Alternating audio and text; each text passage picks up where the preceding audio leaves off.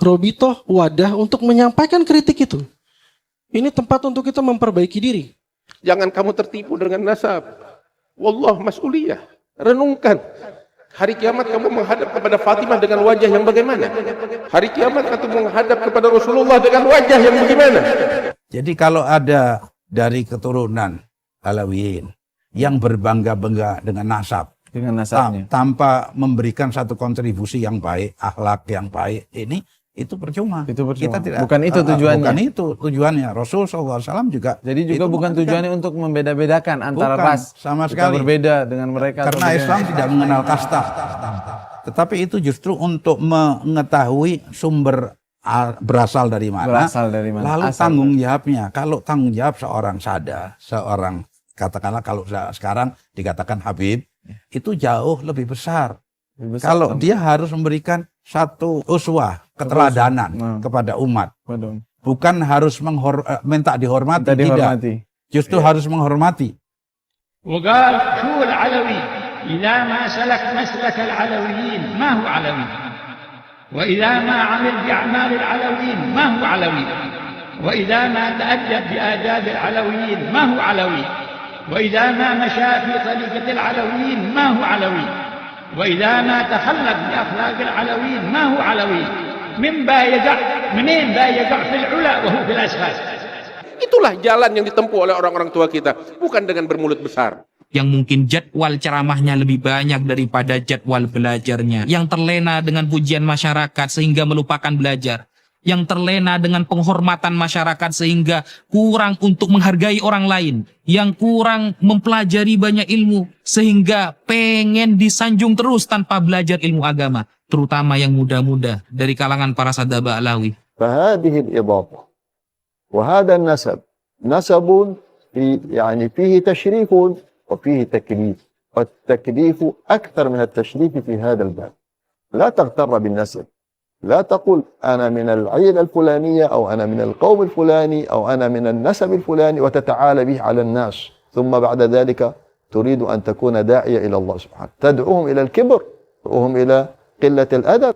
يا نساء النبي من يأتي منكن بفاحشة مبينة يضاعف لها العذاب ضعفين، فالسبة منك مثل سبتين من غيرك وأكثر، وإثم الكذبة منك أكثر من كذبتين من غيرك، وإرادة الشر للغير منك إثم أكبر من إرادتين من غيرك. Jangan sampai dalil maulid yang kuat dikotori dengan penceramah atau dengan tadi sekarang campur laki perempuan, joget dan sebagainya, yang sama sekali itu para ulama yakin 1000% mereka tidak akan membawakan dalil hujah untuk membela maulid yang model seperti itu pastinya. Ketika dakwah dijadikan sarana hiburan dan majelis-majelis ilmu dianggap membosankan. Ketika kegiatan keagamaan tidak lagi memperhatikan batasan-batasan syariat yang menjadikan bercampurnya laki-laki dan perempuan.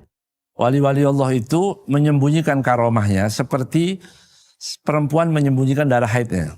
Artinya dia malu, nggak diceritain ke orang. Diekspos terus, begitu ya. Dan bagi para pendakwah yang menceritakan kisah karomah secara berlebihan, bahkan mengubah redaksi kisah tersebut, tidakkah terbesit dalam kepala Anda bahwa semua ini akan dipertanggungjawabkan? Alih-alih mendekatkan manusia kepada agama, namun justru menjauhkan. Dan juga perlu untuk diingat dari kalangan para habaib, bahwasannya kita hidup saat ini di masa semua apa yang kita sampaikan, gerak-gerik yang kita lakukan itu bisa dikritik oleh banyak orang.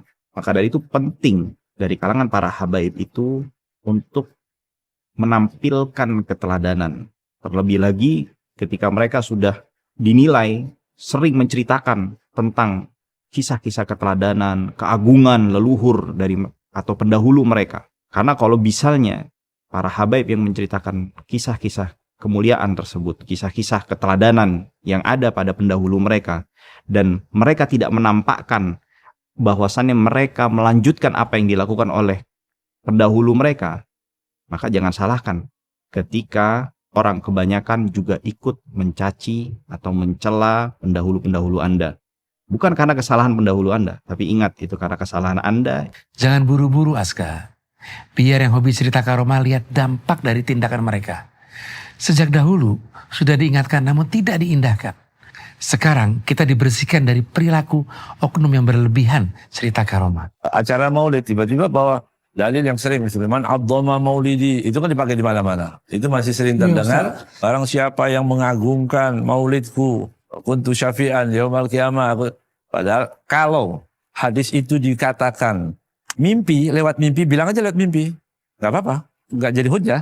Jangan pernah percaya dengan orang yang memuji kamu dengan ucapan-ucapan yang tidak berdasar. Turunan Nabi tidak dicatat dosanya, tidak masuk neraka. Itu adalah tidak sesuai dengan ijma'. Jangan mengecewakan datuk Anda. Mereka ulama, mereka orang-orang soleh, mereka aulia, tapi Anda tidak mewarisi satupun daripada keutamaan dan kemuliaan mereka semuanya. Ayo kita menjadi para sada yang bisa dibanggakan oleh orang-orang tua kita. Bukan hanya para sada yang pandai membanggakan orang-orang tuanya, tapi tidak berakhlak seperti mereka.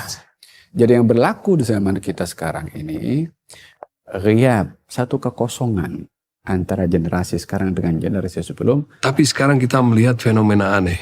Banyak anak-anak muda yang sedikit ilmunya, tapi memakai kostum ulama dan mengaku habib, kemudian masuk ke desa, kadang-kadang seperti yang disindir-sindir oleh beberapa orang bahwa mereka melakukan dawir-dawir. Ini sama sekali tidak mencerminkan akhlak sada ba'alawi. Apabila terus-menerus dia menggunakan simbol agama disertai dengan kedustaan dan dengan ancaman-ancaman kemudian dia dikasih, itu nanti jadinya pendidikan mental yang nggak baik untuk mereka yang melakukan. Sehingga mereka terbiasa, oh dengan cara ini dapat kok. Nggak usah dikasih. Apa jasa kalian? Apa ilmu kalian? Sudahlah, kalau memang nggak memiliki ilmu, buat apalah ngaku-ngaku sebagai orang alim. Lebih baik Anda bisnis saja, cari kerja yang halal. Apakah pada masa ini kita menghadapi krisis akhlak? Secara global, ya. Dan secara dalam skop yang kecil, dalam lingkungan kita lalui, ya. Siapa bertanggung jawab dalam hal ini? Orang tua. Lagi pula, terdapat keraguan di hati sebagian kaum muslimin ketika melihat kondisi dan perilaku sebagian keturunannya yang tidak seperti sosok datuk yang diceritakan.